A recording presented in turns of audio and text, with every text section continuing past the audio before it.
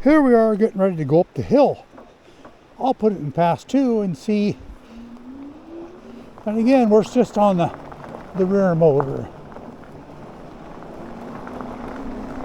Yeah, pass 2 is a little much.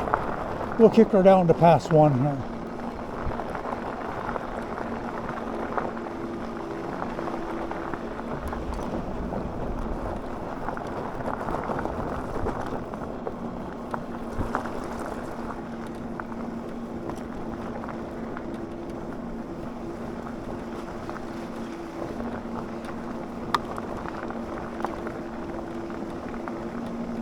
Kick up here to pass 2 because I'm just feeling pretty lazy. We don't need to go too fast.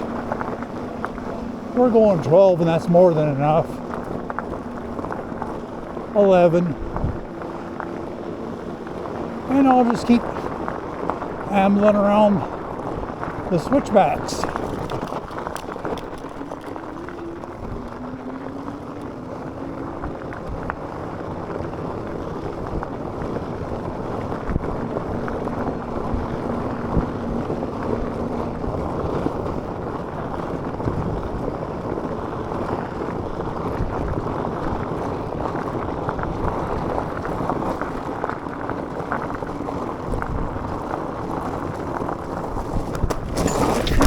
Oh, shucker duckers.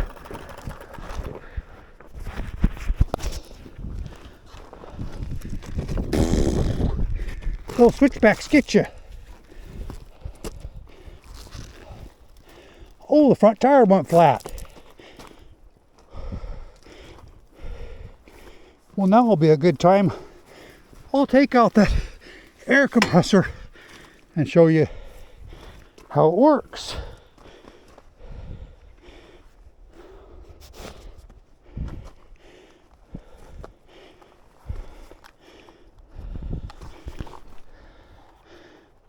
Pull out this goodie from the side here.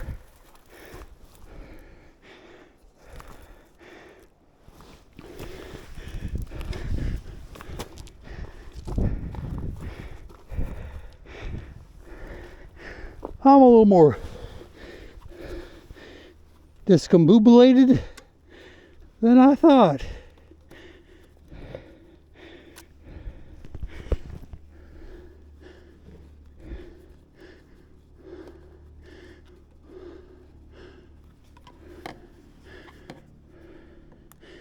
Screw it on there.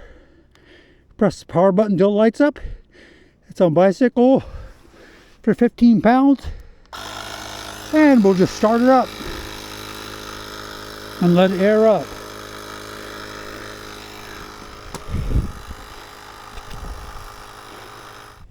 Here we are, it aired up, it shut itself off.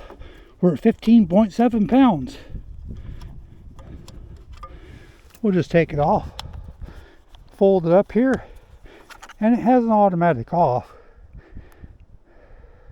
But if you just press and hold it in a little bit, it'll turn off for you. So that's a good thing. We'll sit on the bike here and power it up. Well, first I'll kick up the kickstand. We'll roll it up here in the road.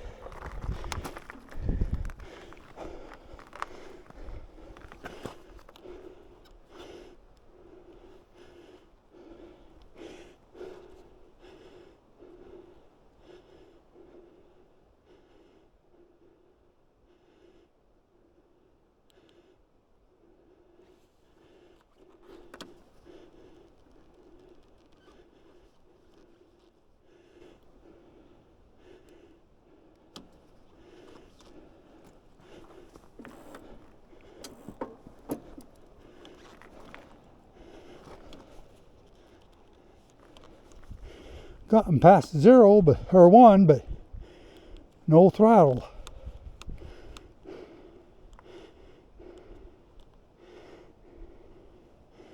I might have pulled something loose. We'll power it off here. Let it sit for a bit. Power it back up there. The display is flashing 0 or 12.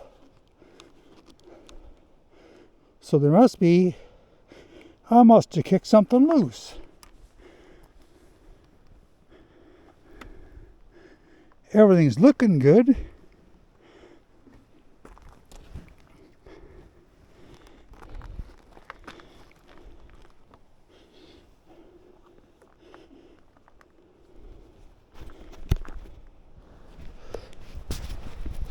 Well, it might have been give me a brake mode, because now it's got throttle.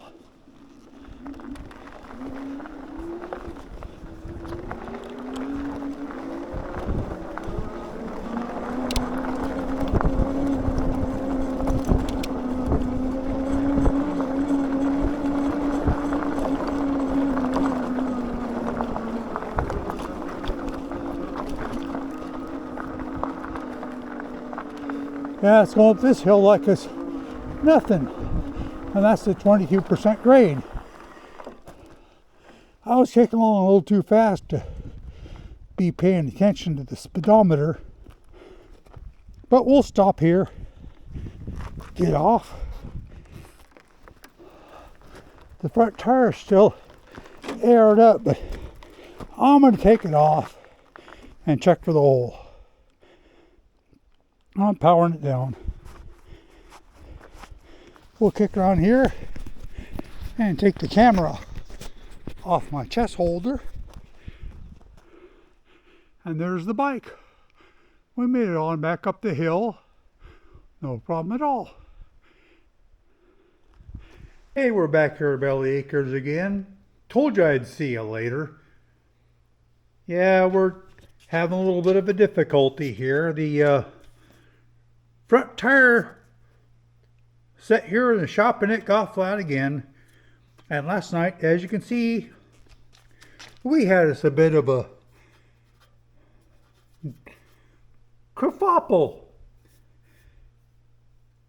Flopped the bike over basically because the tire went flat on me. But this hole here feels a little bit sharp. I'd have just aired it up and put some flat out in there, but it's gone down in there. This tire is, you can see it'll come off pretty easy. It's really thin.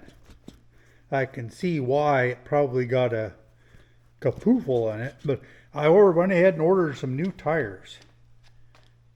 A little thicker and whatnot, have wire beads and supposed to be better for off-road. I don't know. We'll find out. But I'll throw a picture of them up on the go so you can take a look at it. And I did notice something else. The front headlight. It got a bent bracket. But you know, I'll just take that off and straighten it up on the vise. Same as I did the other guy, the rear derailleur, and call that good.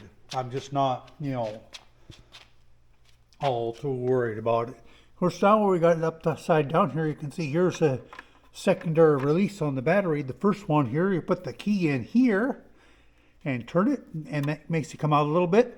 And then this one here unlocks totally. But here's a little bit of the bottom of the bike. So you can see here, there's the controller and everything is inside this box. As you can see, the power cables go in here. Just the other, looks like the shifting cable comes down through the frame all the way and comes out here. And so that's protected, and they got nice zip ties and standoff supports for this.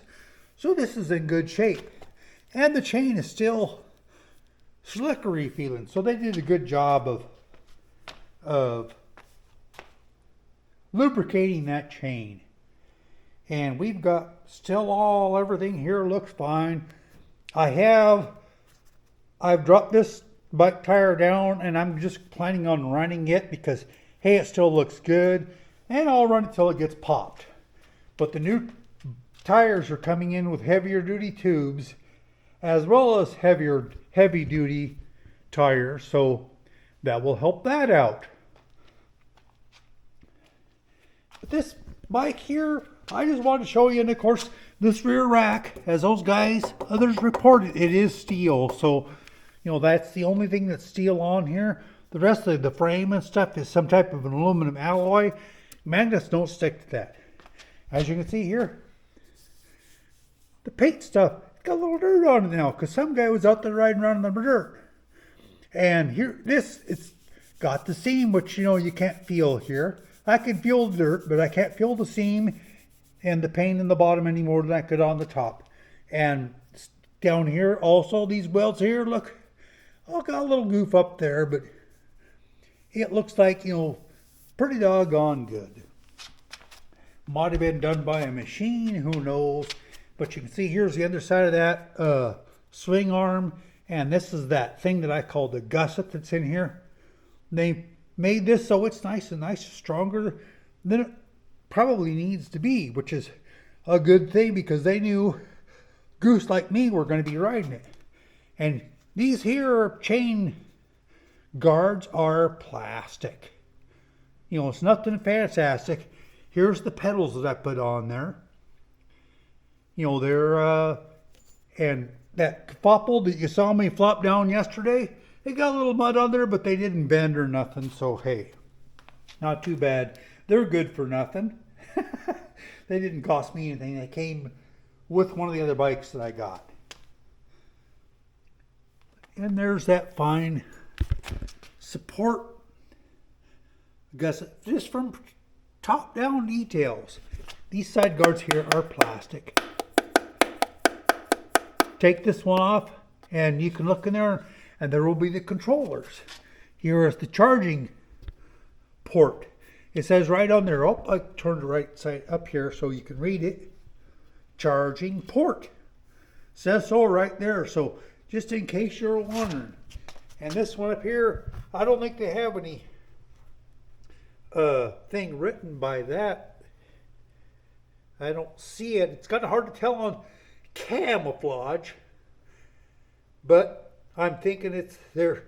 That's where you put the key in, and those screws there, they hold in the top mount part, the locking mechanism, and this one down here holds in the inside where the battery wires and stuff, the connectors for the battery are. So that's in there.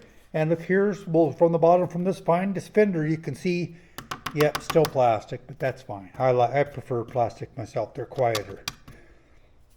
Don't have to worry about them rusting either or getting dented. They bend, they flex, go back into position. That flop sideways that I did yesterday, I'm sure they bent, but hey, they swung right back into place. Look at these fine stuff on how well this bike's made.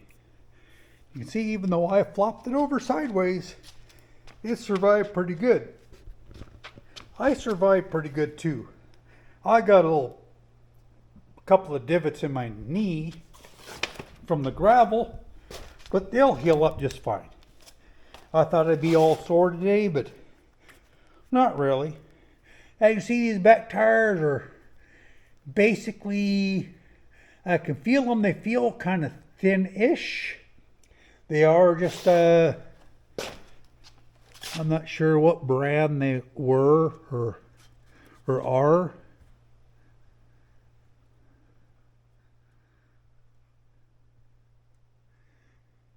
Twenty-four by 4. They are directional.